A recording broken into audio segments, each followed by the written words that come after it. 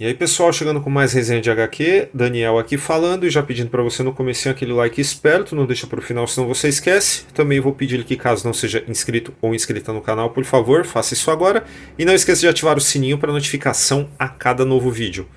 Hoje eu tenho do Comic Zone, Lovecraft, de Hans Rodionov e Kate Giffen nos roteiros, e desenhos de Henrique Breccia. Belo time aí, Kate Giffen já é bem conhecido pelos fãs brasileiros. E Lovecraft, primeiro, contexto é tudo, tá?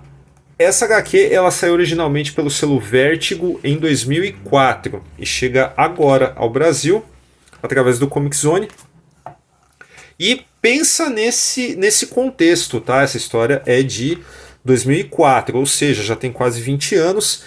E nesse momento, principalmente aqui entre os fãs de literatura fantástica brasileiros, né, fãs de fantasia em geral, será que ainda vale a pena adquirir alguma coisa relacionada a Lovecraft depois de tantas republicações e tantos trabalhos derivados, tanto que esse arcabouço literário foi explorado? Ainda tem espaço para uma obra derivada disso? Eu diria que sim, e você vai entender pelo que eu vou falar a seguir. Essa história ela tem uma premissa assim, já bastante interessante, que é relacionar a biografia do Lovecraft à mitologia criada por ele. Então, imagine isso aqui como uma história de horror biográfico, porque ela parte da premissa de que o Lovecraft não seria alguém simplesmente criando toda a sua mitologia através da sua imaginação. Na verdade, ele seria uma espécie de sensitivo que teria acesso a todas essas entidades, essas criaturas e tudo mais. Algo que acontece meio que por herança, né, através do Necronomicon, que é um artefato real aqui na vida do pequeno Howard, né? E nós encontramos, né, essa criança já numa situação assim bastante complicada, né? Um pai que morreu aí numa instituição psiquiátrica e tal, justamente por causa, né, do acesso a essas criaturas de outra dimensão.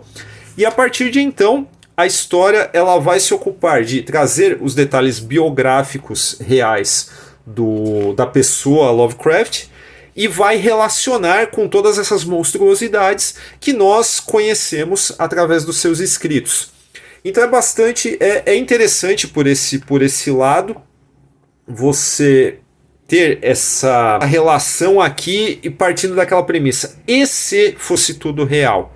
Né? Bacana, acho que é interessante nesse ponto, mas o que vai realmente nos motivar a seguir nesta jornada e tal é justamente a arte do Breccia, que está fantástica mesmo, né? Eu achei um trabalho assim muito legal em todos os sentidos, é bastante expressivo, e o fato dessas figuras serem estilizadas da forma como são, né? Você vê que existem fisionomias aqui que são bem fora do normal, muitas coisas que são de fato monstruosas, né? Mas mesmo as pessoas reais, elas têm, no caso, né, a família Lovecraft, ela tem um tipo de compleição que é diferenciada mesmo, a gente percebe isso.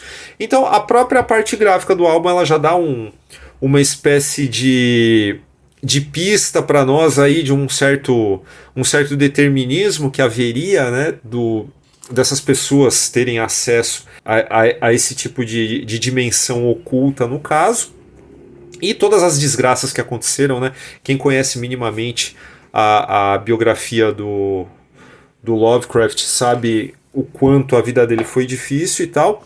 E nós encontramos o garoto aqui vendo coisas assim que são bastante estranhas e retratadas de uma forma aqui que é de fato bastante atrativa para quem conhece a mitologia do Lovecraft, para quem já é leitor de Lovecraft no caso, né, não terá do que reclamar, porque aqui a gente tem representações que são fantásticas mesmo, em paletas de cores que são diferenciadas, em diagramações de páginas que realmente se destacam quando é preciso mudar de uma situação para outra.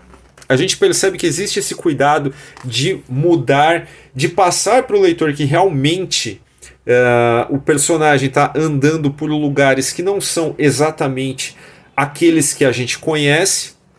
Então, do ponto de vista gráfico, não há nada do que reclamar desse tipo de trabalho, tá? Acho que de composição, de diagramação e de figuras, no caso, isso aqui está super bem resolvido, super atraente para qualquer pessoa que curta realmente essa questão de pirar na arte dos quadrinhos. E enfim, aqui a gente vai ver também o começo do Lovecraft na Weird Tales, vai ver o relacionamento dele com a Sonia Green, tudo feito de uma forma que chama muita atenção, tem composições assim que são fantásticas mesmo, sem um exagero que, creio eu, poderia comprometer toda essa experiência. A gente para olhar alguns quadrinhos, algumas páginas aqui, porque elas são de fato notáveis. Essa aqui, por exemplo, que é a cena do casamento. Mas vamos lá, se você tem um conhecimento básico do que aconteceu na vida desse cara ou não, eu acho que, tirando a parte gráfica, eu acho que esse roteiro ele não trabalha com tantos picos narrativos, até porque talvez isso não seja tão facilmente passível de se responsabilizar os roteiristas, porque eles tinham que trabalhar com dados biográficos reais. Então eles não poderiam fugir de acontecimentos reais, mas poderiam preencher lacunas com essa parte fantástica. Então nesse ponto talvez justifique-se o fato de que esse roteiro ele é um pouco planificado demais, né? Porque ele não tem nenhum pico narrativo a ponto da gente sentir de fato que alguma coisa diferente vai acontecer e tal. Achei que, se dá para falar que existe algum defeito aqui, talvez seja somente esse, mas é compreensível justamente por eles estarem trabalhando com fatos também, além de trabalhar com essa fantasia da mitologia própria do Lovecraft. Ou seja, então, sabe, se isso incomodar alguém, passe por cima, porque não creio que seja dos maiores problemas dentro de uma realização gráfica que é muito bacana, tá? Vocês viram por essas páginas aqui que tá uma arte realmente impecável e retocável, variada também, ela é de encher os olhos mesmo e dá seu recado da melhor forma possível. Eu queria dizer também que, da minha parte, eu acho que talvez esse quadrinho ele interesse também para alguém que não saiba nada de Lovecraft e queira começar por algum lugar, né, a se inserir nesse tipo de literatura, né, começar a ler o Lovecraft no caso. Talvez esse quadrinho seja uma ótima porta de entrada, tá? Vai ter um belíssimo estofo, né, de como funciona, né, esse tipo de literatura de horror cósmico e tal. Então nesse ponto também é uma qualidade a se destacar, né? Você colocar uma história que se chama Lovecraft, que interessa tanto para iniciados quanto para não iniciados.